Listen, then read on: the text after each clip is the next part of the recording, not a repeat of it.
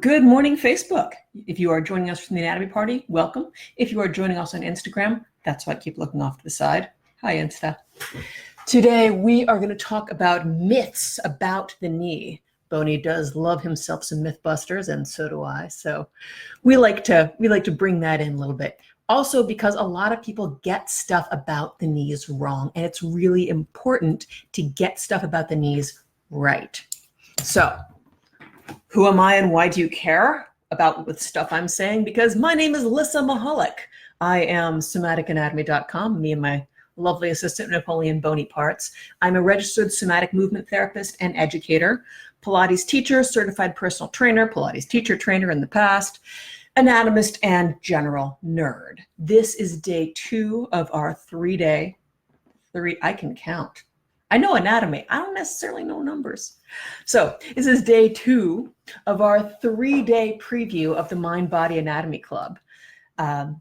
This is our Mind Body Anatomy Challenge, where we challenge you to test your knowledge of the body. We're going to work on all kinds of cool and exciting things. Yesterday was some basic information about the structure of the knee. You can see we've got a whole bunch of stuff taped up there. We're going into super deep detail later on.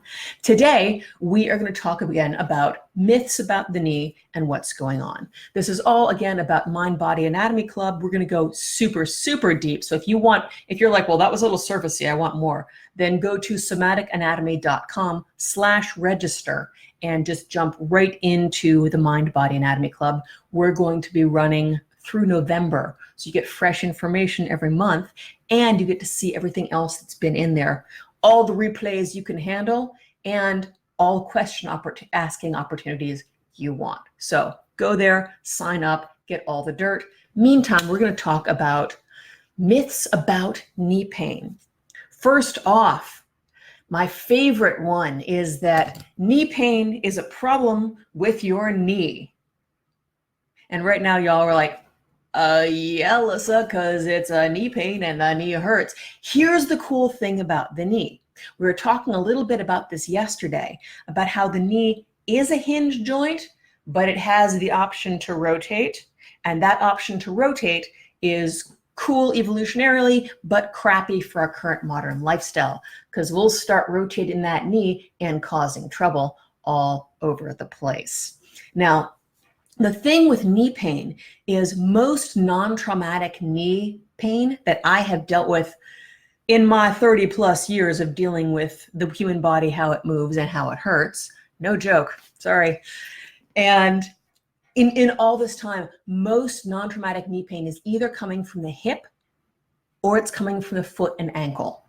So once you organize your hip joint and your foot and ankle joint, which by the way will be September and November in the Mind Body Anatomy Club, then you will drastically reduce the pain coming from your knee.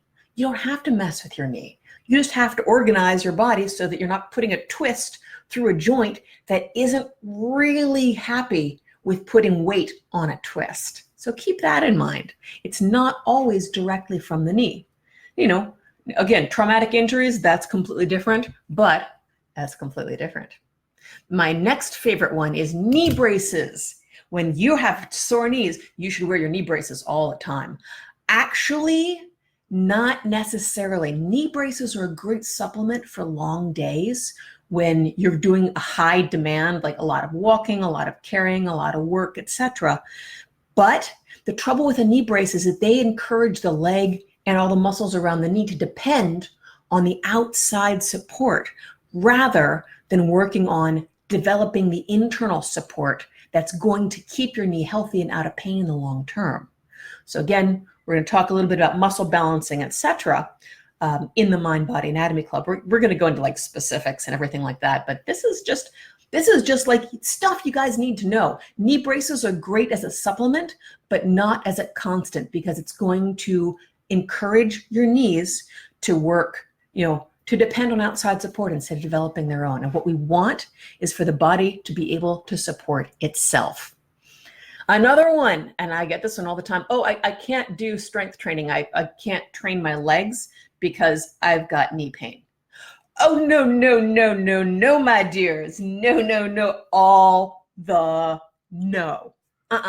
Here's the thing, is that strength training, especially for your quads and your hamstrings, can be a lifesaver to knee pain. If your leg muscles are not strong, your knee joint's going to be wobbling all over the place, and wobbly joints are bad.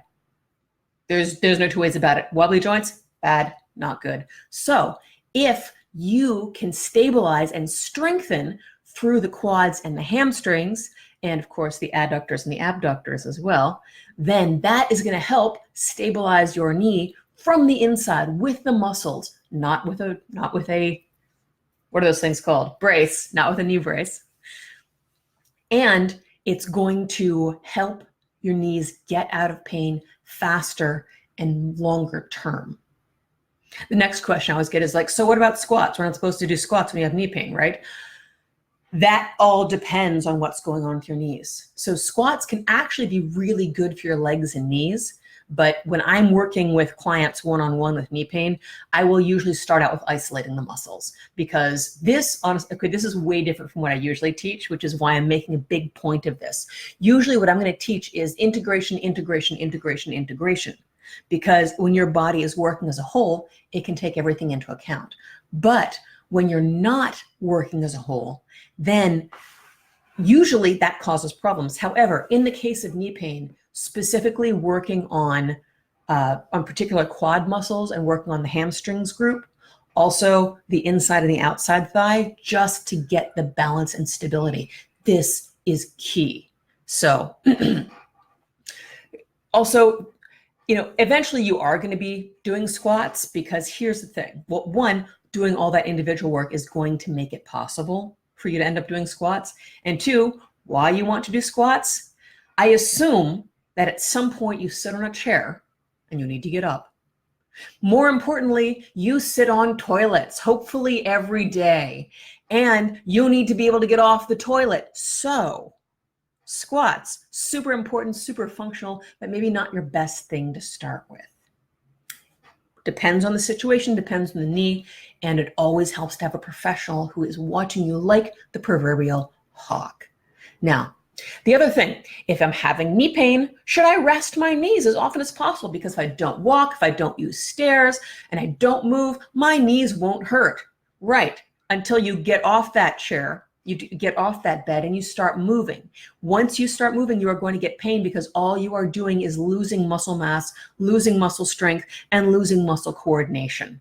So one, no, don't do anything that puts you into pain. But that said, yeah, you should be moving as much as possible, as often as possible, because the body is a use it or lose it proposition.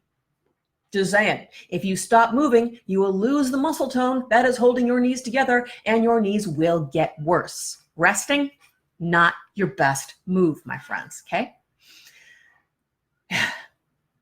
The other one, oh yeah, knees just hurt. I'm getting old, my knees are gonna hurt. That's just how it goes. No. Knees hurt as we get older, because all those years of bad posture and inefficient mechanics and crappy use of our knee joints are starting to catch up to us. When you move efficiently, when you move healthily, when you move with good knee mechanics, then there is no damn reason, okay, short of trauma, etc., that your knee should hurt, okay? So let those myths go.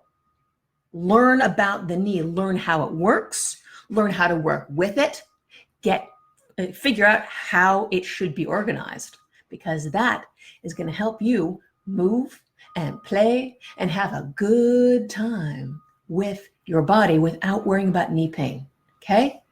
So I'll be doing practical applications and specific exercise for knee pain.